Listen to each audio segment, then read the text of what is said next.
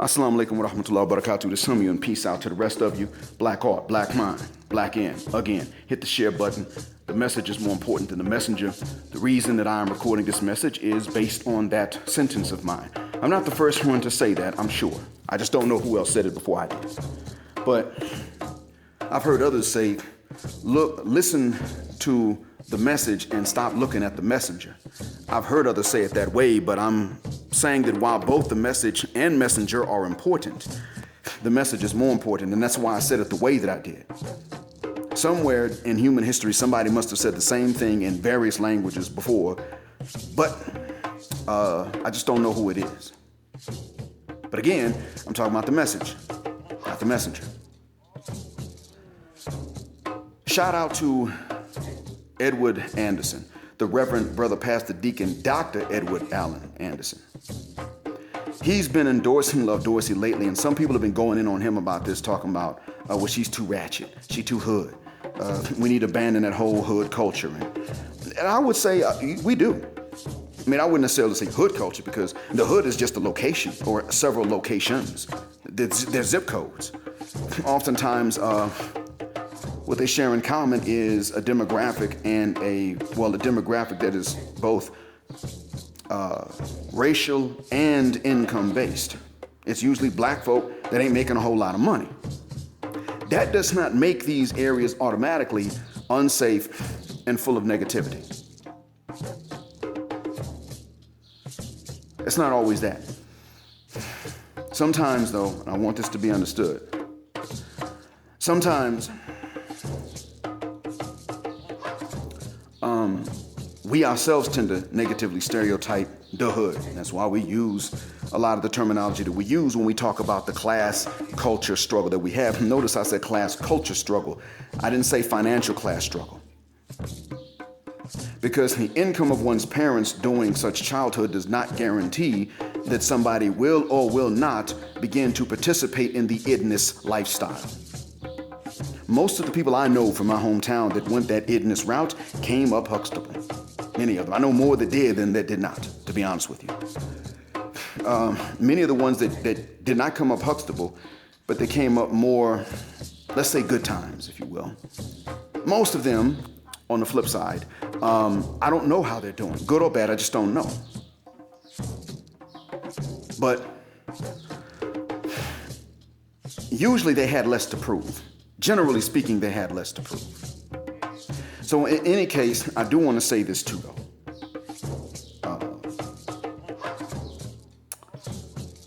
If you are one of the ladies that listens to Love Dorsey, and it is because of the gold teeth and the hand clapping and the deep voice and the ethnic vernacular that you listen to her, and you judge her as being authentic and therefore worthy of you listening, you still have not grown the uck fuck. And I'm not knocking her.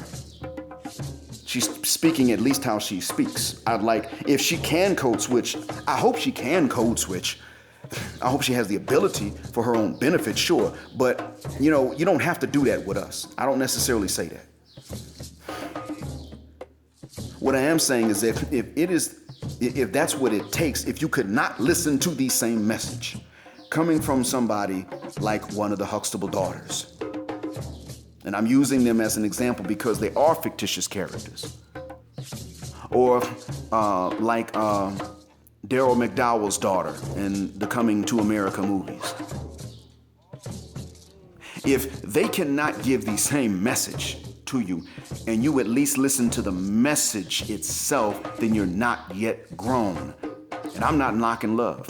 I'm not knocking those of you that remind others of any of the Huxtable daughters or Daryl McDowell's daughter in real life.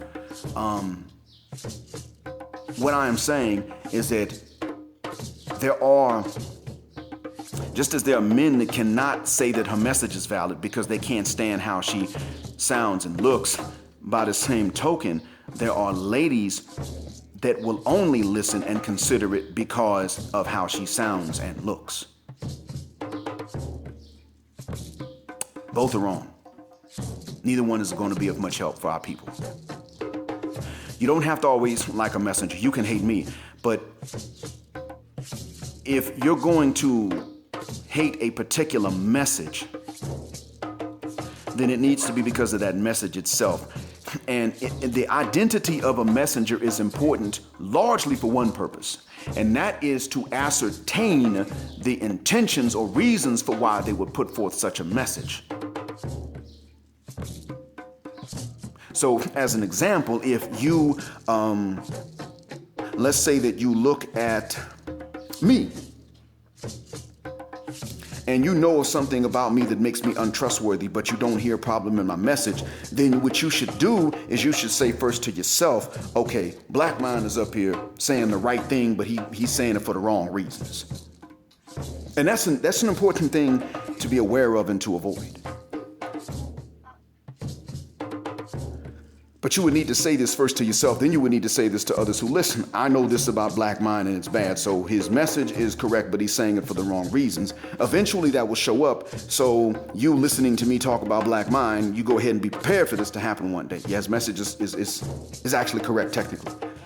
It's just like when these non-Black Arabs here that are ultra-religious try to tell me three things that are, as I've said before, three things that are factually and technically correct in Islam. There is no racism in Islam.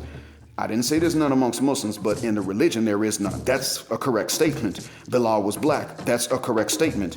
Muhammad sallallahu alaihi wasallam said that the Arab and the non-Arab and the black and the white are not better or worse than each other. These are technically correct statements. They're telling me the right things for the wrong reason because they want me to fuck the shuck up and not confront them about their implicit biases. That is a valid concern as for who the messenger is. But what I'm getting at here is that if you do not know of something about a particular messenger that makes them suspect, and the message is correct, you're going to have to admit to the correctness of the message, even if you don't like, even if you cannot stand the messenger themselves personally. Not morally, but personally. Even morally. Maybe. And I'm not going to front. There are two ways that Mrs. Dorsey could have presented this message that even I would have had disagreements with, of which even I would have disapproved. One, if she was speaking like a little white girl, especially with a nasally voice, I'd say, okay, you know what, let me read the transcript of what she's saying, because I'm not going to listen to this. I don't listen to black folks who sound no different from Caucasians. There's an opposite extreme too, and that is where you sound like the white supremacist stereotype of what black folks are supposed to sound like, and what you're speaking is not even AAVE or Ebonics, but you just sound like a runaway slave from a plantation, or you sound like you got a speech impediment. Those are two extremes. I would disapprove, but I would at least read the transcript of what they said before I judged the message. This is what we got to do. And what she has shown is that a lot of us men and women ain't quite there yet. We're not ready. And that means that there's something lacking in your adulthood. I'm not saying this just to castigate and point the finger at black folks. Other groups of people are the same way. A lot of us are. Teenagers in general tend to be that way. One person can say something and it goes over well, and another person can say the same thing and even be smarter and wiser, and the message stops at their lips because of the booing and the tomatoes being thrown. Teenagers are that way. A lot of other ethnicities tend to be the same way. Look, I'm talking to us because I'm us. And in this regard, I'm including black women and black men in this address because of the two opposite reactions that I see typical from each one.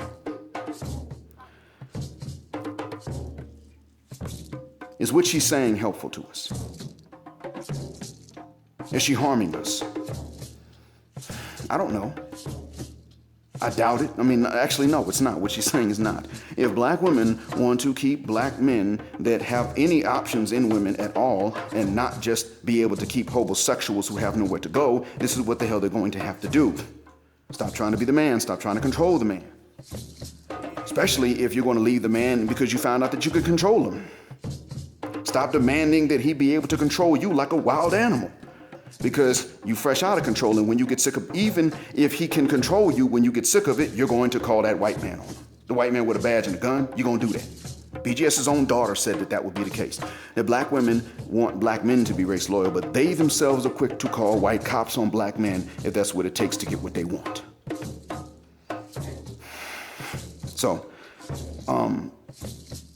we're going to have to get to a point where we listen to a message separated from how we feel about a particular messenger and be honest with ourselves even. Okay, I don't particularly like the messenger, but do I know of something untrustworthy about this particular messenger or not? I don't know. That's why it was that I was trying to be careful to give even Dr. Omar Johnson his propers for any valid points that he made. I tried my best to do that, even though I wouldn't say I hate him, but I should because he's an apostate. But even then, I still wanted to be fair, despite the fact that he outright apostatized. I still try to be fair to such folks. However, the important thing was I wanted to be sure that I only went against his message where I knew that there was something not right about it. That's it. It is for this reason that when some people start talking about, including Mr. Anderson, when some people talk about, well, black genetic legacy, sure, it's important and I think we should have more black babies and that's what intercultural dating or marriage is for. I tend to listen and say, now, intercultural is good. I like that. I actually did that in my marriage. That's fine. The problem is that there are going to be some men who don't make the cut amongst black Western women, but they don't get to live in areas where there are going to be a lot of black non-Westerners.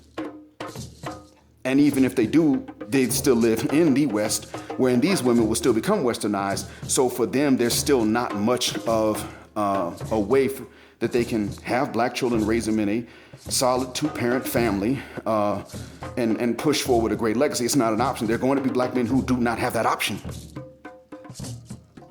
It's not that the idea is a bad idea. It's just not available to everyone. But I have to sit up and I have to carefully think about it in those terms before I respond. I got to be careful and articulate it to myself objectively before I turn around and articulate it on this device, record it, put it in the video, and then upload it for you to consume. Now, I've already gone on for 12 minutes. I think that's enough. I just simply wanted to say that when I say the messenger is less important than the message, I have to mean it. And in order to be fair and mean it and do justice to that, I've got to address this the way that I just tried to do. Maybe I missed something, but if I did, it was an honest mistake. So I ask that Allah guide my heart, my tongue, and my hands. And I seek His refuge from misleading and being misled, deceiving and being deceived. And whatever I said is true, I hope sticks with you. And whatever honest mistakes I made, that He forgive me for them, and that we all wind up forgetting the parts that were honest mistakes of mine anyway. Thank you for listening.